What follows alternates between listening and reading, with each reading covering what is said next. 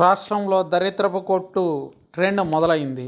Exit పోల్స్ను మార్చడానికి అధికార ప్రతిపక్షాలు శతవిధాల ప్రయత్నాలు చేశాయి.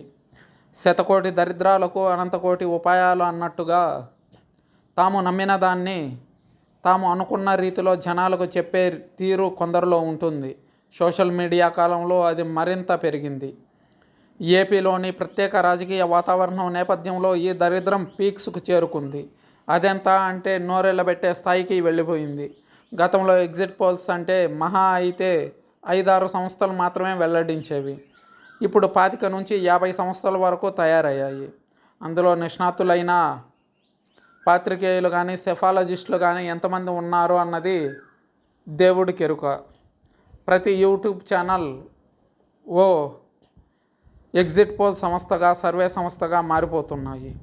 వీటిల్లో గడిచిన 5 ఏళ్లలో కొంత పేరు తెచ్చుకున్న ప్రైవేట్ సంస్థలు ఒకటో రెండో ఉన్నాయి.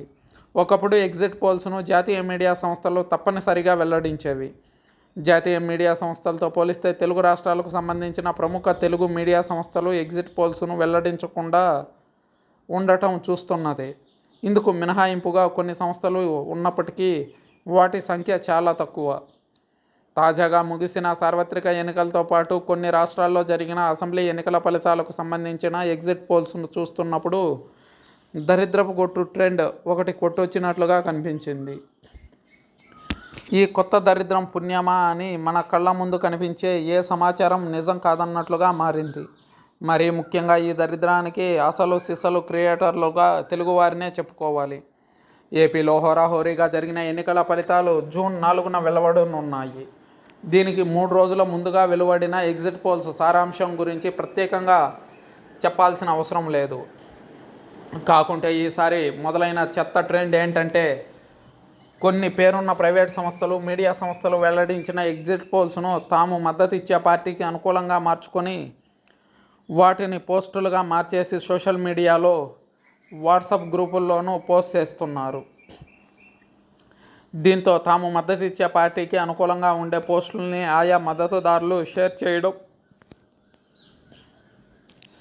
స్పష్టంగా కనిపించింది. పరిమిత సంఖ్యలో ఎగ్జిట్ పోల్స్ వెలువడితే అంకెల్లో తేడా కొట్టొచ్చినట్లు కనిపిస్తుంది.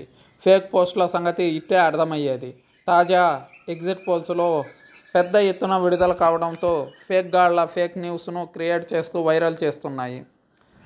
ప్రముఖ మీడియా సంస్థల ఎగ్జిట్ పోల్స్ను తమకు అనుకూలంగా మార్చేసి తాము మద్దతు పలికే పార్టీలకు అనుకూలంగా అంకెల్ని వేసేయడం చూస్తే సరికొత్త దరిద్రపు కొట్టు ట్రెండ్కు తెరతీశారనే చెప్పాలి. దీంతో కళ్ళ ముందు కనిపించే ఏ పోస్టులోని అంకెలు నిజమైనవో, ఏ అంకెలు ఫేక్ అన్నది ఇప్పుడు పెద్ద ప్రశ్నగా మారిన దుస్థితి.